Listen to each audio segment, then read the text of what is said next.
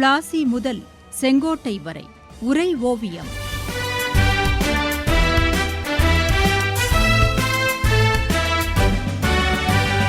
சும்மாவா வந்தது சுதந்திரம் என்பது, சும்மாவா வந்தது. 1907 சூரத்தில் நடைபெற்ற காங்கிரஸ் கூட்டத்தில்தான் மிதவாத தீவிரவாத போக்குள்ளவர்கள் கருத்து வேறுபாட்டால் பிரிந்தார்கள். அதனால் காங்கிரஸ் பிளவுபட்டது என்று படித்திருக்கிறேன். அதுவும் வங்கப் பிரிவினையின் விளைவால் ஏற்பட்டது தானா தாயே? அப்படியென்றால் கர்சன் வங்கத்தை மட்டும் பிரிக்கவில்லை, காங்கிரஸையும் பிரித்து விட்டார் என்று சொல்லலாம் இல்லையா? நிகழ்வுகளின் அடிப்படையில் பார்த்தால் நீ நினைப்பது சரிதான் மகனே.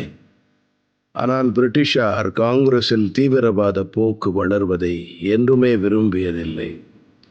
இருந்தாலும் அது தவிர்க்க முடியாத ஒன்று என்று ஆகிப்போனது. வங்கப் பிரிவினையை ஒட்டி நடந்த 3 காங்கிரஸ் மாநாடுகள் முக்கியத்துவம் வாய்ந்தவை. அந்த கூட்டங்கள்தான் அடுத்த சில வருடங்களுக்கான காங்கிரஸின் தலைவிதியை நிர்ணயித்தன.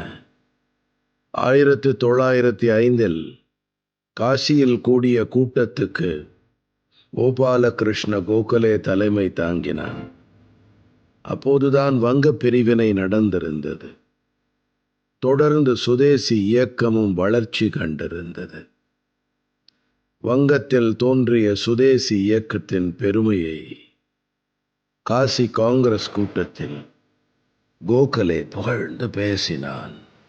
ஆனாலும் அதை ஏற்று தங்களை தடம் மாற்றிக்கொள்ள தாதாபாய் நௌரோஜி, சுரேந்திரநாத் பானர்ஜி, ஃபெரோஸ் ஷா மெஹ்தா ஆகியோர் தயாராக இல்லை. அந்த நேரம் தான் மேற்கொண்டுள்ள சாத்வீக போராட்டம் குறித்து திலகன் ஒரு தீர்மானம் கொண்டு வந்தான். அது மிதவாதிகளுக்கும் தீவிர தேசியவாதிகளுக்கும் இடையே பலத்த சர்ச்சையை ஏற்படுத்தியது. இருந்தபோதும் அங்கே ஒரு மோதல் ஏற்படுவதை அவர்கள் தவிர்த்தார்கள். அடுத்த காங்கிரஸ் கூட்டம் வங்க பிரிவினை புயல் மையம் கொண்டிருந்த கல்கத்தாவில் 1906 கூடியது. அந்த நேரம் வங்க பிரிவினையை எதிர்த்து போராடியவர்கள் மீது ஆங்கிலேய அரசு காட்டுமிராண்டித்தனமான அடக்குமுறையை கட்டவிழ்த்து விட்டிருந்தது. அது பொதுமக்களிடம் பெரும் மனக்குமுறலை ஏற்படுத்தியிருந்தது. அந்த பின்னணியில் கூடிய காங்கிரஸ் கூட்டத்துக்கு திலகன் தான் தலைமை ஏற்க வேண்டும் என்று தீவிர தேசியவாதிகள் விருப்பம் தெரிவித்தார்கள். அதை மிதவாதிகள் எதிர்த்தார்கள்.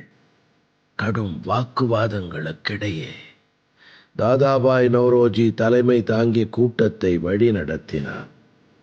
மிதவாதியானாலும் அவன் அந்த கூட்டத்தில் தீவிர தேசியவாதிகளின் குரலை எதிரொலித்தான். பிரிட்டிஷாரின் காட்டுமிராண்டித்தனமான கொடுங்கோல் ஆட்சியை கண்டித்தான். திலகனின் கொள்கையான சுயராஜ்யமே காங்கிரசின் குறிக்கோள் என்பதை குறித்து பேசினார். சுதேசி பொருள்களுக்கு ஆதரவு, விதேசி பொருள் புறக்கணிப்பு, தேசிய கல்விக் கொள்கை இவை குறித்த தீர்மானங்களும் நிறைவேற்றப்பட்டதால் தீவிர தேசியவாதிகள் அது தங்களுக்கு கிடைத்த வெற்றி என்றார்கள்.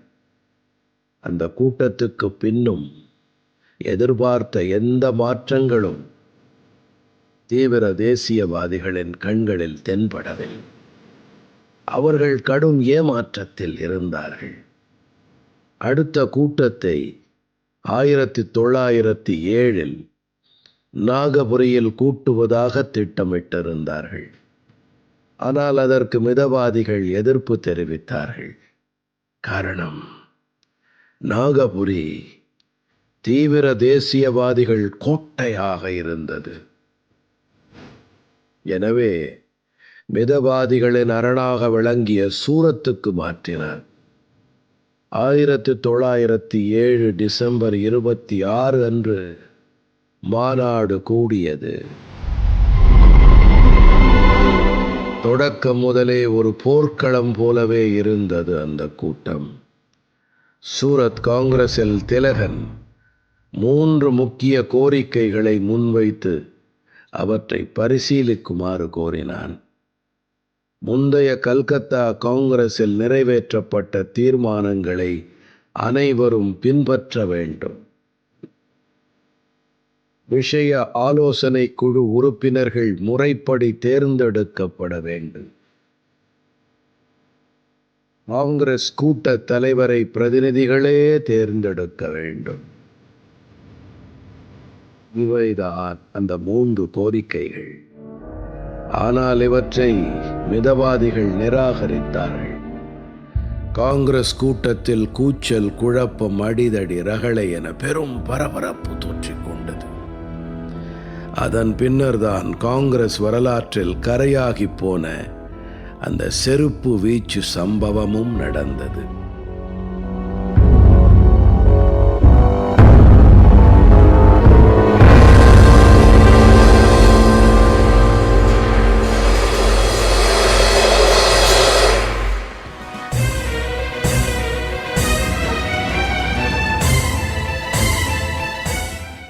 பிளாசி முதல் செங்கோட்டை வரை உரை ஓவியம் கேட்டீர்கள். போரிலே இறங்கிவிட்டால் இன்னல் சூழும் தெரியும். பெற்ற தாய் பசித்திருப்பாள், பிள்ளைக்கது புரியும். அன்னையர்க்கு அன்னையார பாரதியின் துயர் துடைக்க அன்னை தானை அழித்துக் கொண்டோர் எத்தனையோ எத்தனை. சும்மாவா வந்தது சுதந்திரம் என்பது சும்மா